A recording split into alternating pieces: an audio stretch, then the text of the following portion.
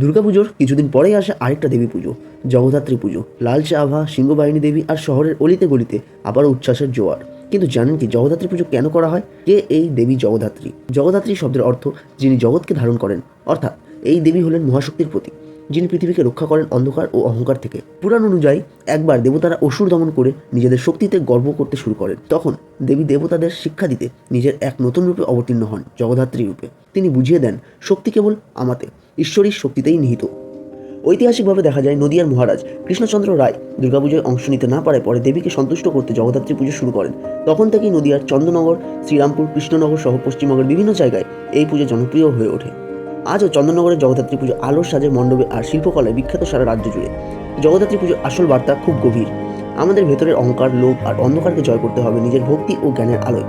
দেবী জগদ্ধাত্রী আমাদের শেখান যে নিজের মধ্যে শক্তির বিশ্বাস রাখে সারা জগৎ তাকেই ধারণ করে।